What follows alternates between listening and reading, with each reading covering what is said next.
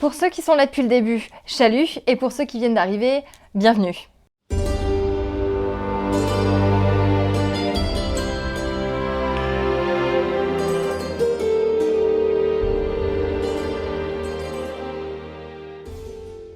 Aujourd'hui, on va parler d'une lecture que j'ai fait très récemment et dont je vous avais parlé dans ma vidéo d'il y a 2 semaines, il me semble, concernant mes acquisitions toujours au cash à côté de chez moi. J'ai l'impression que je vous répète vraiment cette phrase systématiquement, hein, au moins 5 ou 6 fois, c'est un petit peu redondant. Bref, aujourd'hui, on va donc parler de Apocryphe de René Manzor. Et avant de commencer le sujet, on va faire quand même un petit disclaimer. Par petit disclaimer, j'entends qu'on va se mettre d'accord sur 1 ou 2 points. Apocryphe est présenté comme un thriller biblique. Je ne l'invente pas, c'est stipulé dès sa 3e page. On a le titre et juste en dessous, thriller biblique. Et de ce fait, à partir du moment où il y a un quelconque lien avec la religion, je préfère tout de suite prévenir. Je ne prétends pas avoir quelconque connaissance en termes de religion, et peu importe laquelle, sachant qu'Apocryphe traite de pas mal de religions, on va dire. J'ai pas spécialement de connaissances par rapport à n'importe laquelle des religions, et dans ce cas-là, je m'excuse d'avance si je peux paraître parfois maladroite dans mes propos, parce que je connais éventuellement des noms, mais ça s'arrête là. Je connais vraiment dans les grandes lignes, mais j'ai absolument pas la science infuse, et je ne veux pas en fait, je ne veux pas que mes propos soient mal pris, soient mal repris, soient mal exploités ou quoi que ce soit en fait. Donc je préfère prévenir dès le début comme ça que je ne connais pas grand-chose à la religion, et c'est aussi une des raisons pour lesquelles j'ai beaucoup aimé découvrir Apocryphe, parce qu'on a là une sorte de réécriture, ni plus ni moins, d'une partie de l'histoire en fait de la Bible. Enfin, j'appelle ça une sorte de réécriture, premièrement parce que le titre, Apocryphe, est lui-même l'annonce en fait de ce qu'on va trouver dans le roman. Alors, en premier lieu, qu'est-ce qu'un apocryphe ? Un apocryphe, c'est ni plus ni moins un écrit qui n'est pas reconnu, qui n'est pas canonisé par l'Église. C'est-à-dire que c'est un récit qu'on ne peut pas avérer, qu'on ne peut pas dire oui, ça s'est vraiment passé comme ça, etc., etc. C'est quelque chose qui n'est pas avéré, qui n'est pas, entre guillemets, vérifié. C'est un petit peu quelque chose de libre. Mais donc du coup, on ne sait pas si ça s'est passé, si ça ne s'est pas passé. C'est tout le principe de l'apocryphe au final. Et vous vous doutez qu'avec un nom pareil, Apocryphe, il en est plein. Il en est vraiment plein. Et j'ai vraiment apprécié ma lecture. Comme je vous l'ai dit, du coup, il y a 2 vidéos de ça. Apocryphe, ça se passe en l'an 30. Et en fait, nous avons donc Jésus qui est en train de se faire crucifier. Et on a son fils, David, qui le voit en fait d'en bas. Et tout part de là. La première scène du roman, c'est la crucifixion de Jésus. Jésus qui est appelé Yeshua dans le roman. Nous assistons donc à la crucifixion de Yeshua de Nazareth sous les yeux de Mariam, sa femme, de Myriam, mais Mariam, c'est super compliqué, excusez-moi. Les noms, alors on a Mariam qui est sa femme et Mariam qui est sa mère. On peut reprendre. Nous avons donc Yeshua en train de se faire crucifier sous les yeux de sa femme, de sa mère, et il ne le sait pas, personne ne le sait, également sous les yeux de David, son fils. Suite à la crucifixion de Yeshua, nous embrayons donc sur le chapitre suivant, qui se passe 7 années plus tard. David vit dans le désert de Judée avec sa mère Mariam et avec son oncle Shimon. David, sa mère et son oncle mènent une vie relativement tranquille. Mis à part le fait que David est complètement frustré de ne pas pouvoir assister à la fête de Pâques à Jérusalem, tout se passe à peu près bien. Je dis à peu près parce que ça a l'air plutôt tranquille chez eux, mais en dehors de ça, à côté, en fait, il y a pas mal de gens qui les recherchent. Et de ce fait, vous vous doutez bien que la situation ne va pas être tranquille très longtemps. Ils vont pas vivre d'amour et d'eau fraîche pendant tout le roman. Parce que si d'un côté on a David, sa mère et son oncle perdus, complètement cachés dans le désert de Judée, en parallèle de ça, à Rome, on a 3 personnages qui en ont quand même pas mal après David. On a l'empereur Caligula, qu'on connaît d'ailleurs dans les livres d'histoire, etc., comme un des empereurs les plus sanguinaires de son temps.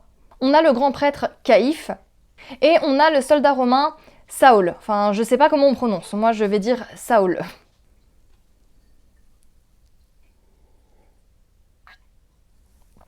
Mais ils n'en ont pas après David et sa famille sans raison.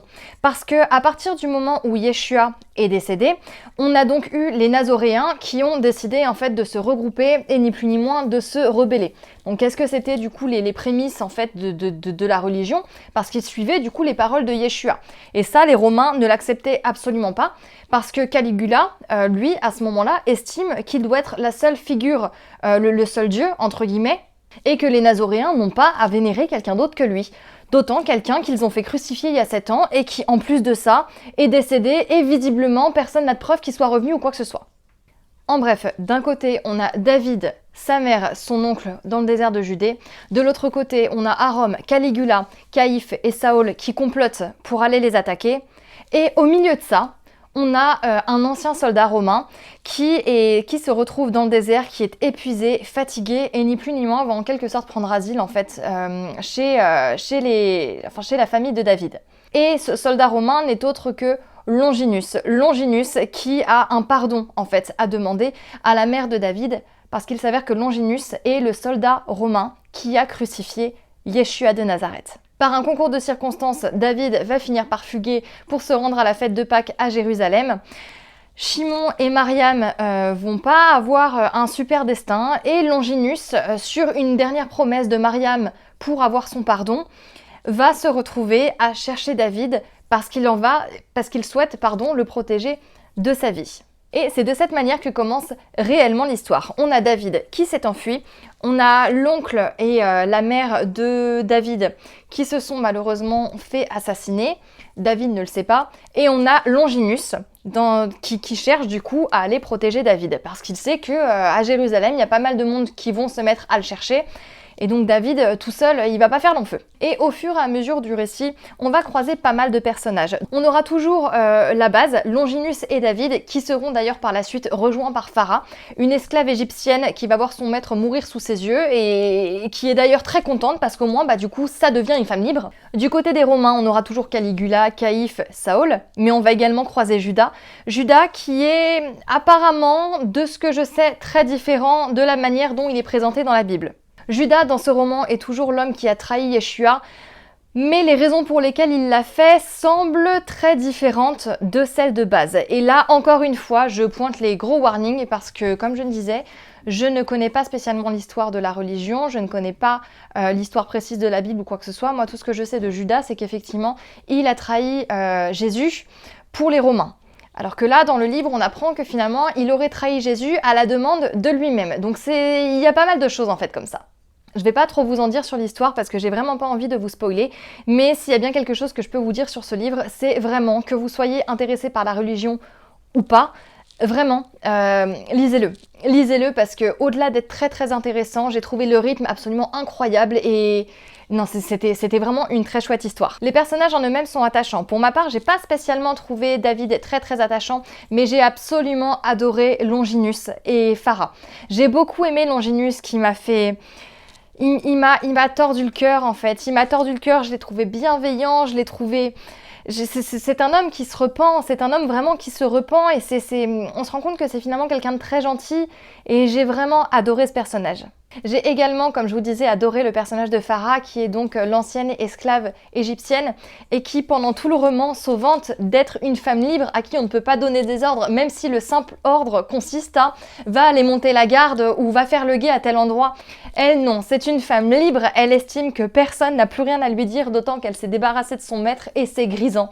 C'est vraiment grisant, cette espèce d'aura qu'a Farah, j'ai adoré ce personnage. Longinus et Farah, c'est vraiment mes chouchous d'apocryphe. Dans les personnages non pas chouchous mais marquants, on a également Caligula qui est plus sanguinaire que jamais. Caligula est un rare psychopathe comme j'ai eu l'occasion d'en voir dans les romans. Il y a une scène où il se retrouve, il me semble, avec Saül, ou c'est avec Judas, je sais plus, j'ai plus en tête, je vous avoue, parce qu'il y a des scènes en fait avec les deux. Bref, il se retrouve avec un des deux, et à ce moment-là, il est en pleine partouze en fait, avec 3 prostituées, 2 hommes et une femme. Et si ça a l'air de bien se passer, finalement, quand la scène se termine, sous les yeux de Judas ou Saül, je ne sais plus, Caligula arrive et assassine clairement les 3 prostituées. Il en a rien à foutre, quoi. Il en a vraiment rien à foutre. Et autant c'est terrifiant, autant ça a un espèce de côté fascinant parce qu'on se dit, mais... Oh, Il est vraiment sanguinaire, vraiment pas de pitié, et c'est un personnage très très fort. Même d'autres personnages en fait à leur manière sont forts, notamment Saul. Saul qui a une espèce de rage, mais une rage monumentale après David, une rage incroyable après Longinus. Et au fur et à mesure du roman, cette rage monte, mais la finalité n'est absolument pas celle à laquelle on s'attend, et j'ai vraiment adoré, Par contre, quand on parle de thriller biblique pour qualifier ce livre, moi j'aurais tendance à dire bah non, pas du tout. Parce que si les bibliques, ça, y a pas de problème, ne serait-ce qu'avec les noms, avec le titre du livre, tout ça, de toute façon, on sait très bien dans quoi on s'embarque. J'irai pas jusqu'à dire que c'est un thriller, parce qu'on n'a pas d'enquête ou quoi que ce soit, on n'a pas de climat lourd, on n'a pas de suspense ou quoi que ce soit. Non, il y a rien de tout ça. Il y a rien de ce qu'on aurait, de ce qu'on trouverait dans un thriller. Donc pour moi, ce n'est pas un thriller. Mais par contre, j'ai une manière un petit peu différente d'aborder ce livre. Je l'ai lu, je m'attendais à y trouver un thriller, et finalement, j'ai fini par le lire en fait comme on lirait, ou comme on regarderait même, un péplum. Parce qu'en fait, l'ambiance de ce livre, clairement, c'est ça. C'est du péplum. On sent une ambiance assez lourde, mais pas lourde de tension, mais vraiment lourde. En fait, il fait chaud. Il fait chaud, ça sent la sueur de gladiateur, ça sent le sang, ça sent la chair, ça sent... Il y a vraiment une ambiance très particulière dans ce roman. Et il y a quelques scènes aussi de meurtre, hein, notamment Caligula avec les prostituées, mais aussi les scènes de bataille, etc., qui sont très graphique, et c'est pour ça que j'aurais tendance à pas pouvoir le recommander aux âmes sensibles, parce qu'il y a certaines scènes où même moi j'ai quand même eu du mal à les lire, alors que je suis moi-même une grande amatrice de films d'horreur, de gore, etc. Là il y avait certains moments où je lisais mais j'étais... vous savez, je ressentais comme l'espèce de petit pic en fait là qui remontait les cervicales en mode ça doit faire mal. Je vous parlais du rythme tout à l'heure. Alors, sur à peu près 400 pages, le rythme est assez, entre guillemets, inégal. Je vous explique. Quand j'ai commencé le livre, très honnêtement, au bout de 40-50 pages, j'étais là, je rentrais pas dedans. J'arrivais vraiment pas à rentrer dedans, et je me disais, allez, je me laisse encore 50 pages, et d'ici 50 pages, si je ne rentre toujours pas dedans, j'abandonne. Parce que je ne culpabilise plus d'abandonner les livres, mais je me laisse le fameux seuil. Si passé 100, voire 150 pages, je vois que j'accroche toujours pas, je force pas, ça sert à rien, c'est que soit c'est pas le moment, soit c'est pas pour moi. Et passé les 100 pages, je trouvais encore ça assez lent, j'arrivais toujours pas à rentrer dedans, il y avait beaucoup de personnages, je percutais pas qui était qui en fait, j'avais énormément de mal avec ça. Et j'étais vraiment à deux doigts d'abandonner, je me dis allez, encore quelques pages et de toute façon tu rentres pas. Mais c'est une première lecture de genre, donc laisse encore ne serait-ce qu'une petite chance, on sait jamais. Et j'ai laissé la chance, et à ces alentours-là, on est donc arrivé à la scène où donc Longinus va donner un coup de main en fait à Mariamne et Chimon qui sont en train de se faire latter, en fait le moment où malheureusement ils se font tuer. Et en fait on arrive donc au moment où Longinus entend les derniers mots de Mariamne. Et là, c'est le moment où je ne saurais pas vous dire pourquoi, mais je me suis plongée à corps perdu dans le récit. Là, j'étais vraiment dedans. Et je ne l'ai pas lâché de tout le week-end. J'ai pas réussi à le poser. À partir du moment où je le posais, c'était pour aller me faire un verre de coca ou un petit truc à manger. Et je rouvrais tout de suite le livre. Il fallait absolument que j'en sache plus. Il fallait absolument que je sache comment ça se termine. En bref, cette histoire était vraiment très enrichissante, passionnante et très intéressante, qu'on connaisse l'histoire officielle ou pas. Pour ceux qui ne la connaissent pas, on peut la découvrir. Pour ceux qui la connaissent déjà, on peut y voir une sorte de relecture en fait, même pas de redécouverte, mais oui, une seconde écriture, ni plus ni moins. On peut même comparer si on veut avec les textes de base, mais en soi, j'ai trouvé l'histoire vraiment très sympa. J'ai trouvé l'histoire très sympa, et ce n'est absolument pas un texte qui va faire l'apologie de telle ou telle religion et diaboliser telle ou telle religion. Absolument pas. Il y a d'ailleurs même un moment, il me semble que c'est vers la fin du livre, il y a deux personnages qui discutent entre eux et je sais plus pour quelle raison c'est, mais du coup ils se retrouvent à dire qu'en fait ils ne prient pas le même Dieu finalement. Ils ne prient pas le même Dieu, et là il y en a un des deux qui dit mais peu importe son nom, peu importe qui c'est, peu importe qui nous prions, le Seigneur est là, le Seigneur veille sur nous et en fait il n'y a vraiment pas d'apologie de tel ou tel, il n'y a pas de diabolisation, c'est vraiment très intéressant et là on sent qu'on est vraiment dans une réécriture en fait, dans une réécriture, dans une relecture et qu'à aucun moment ça n'a vocation de cracher sur quoi que ce soit. Et j'ai trouvé ça du coup très intéressant et vraiment, vraiment je vous le conseille, peu importe votre religion, que vous soyez chrétien, que vous soyez juif, que vous soyez musulman, que vous soyez athée ou quoi que ce soit, peu importe, c'est un texte qui est très intéressant selon moi à découvrir. En plus de ça, la plume de René Manzor est vraiment très sympa. Comme je vous disais, le rythme au début traînait un petit peu et une fois qu'on est lancé dedans, on est vraiment lancé, ça ne s'arrête pas. On a à peine le temps de reprendre son souffle, ça ne s'arrête vraiment pas. On est toujours là, il se passe toujours quelque chose. Même dans les moments qui sont censés être calmes, finalement, on rembraye sur un truc et du coup, c'est pas du tout calme au final. Mais au final, plus qu'un simple roman, un simple thriller biblique, Apocryphe de René Manzor est selon moi une expérience de lecture parce qu'on n'a pas l'occasion de lire des bestioles comme ça. On n'a pas l'occasion d'en lire non plus en permanence, quoi. Comme je vous disais, il y a vraiment ce côté graphique, on a l'impression de lire un film, clairement.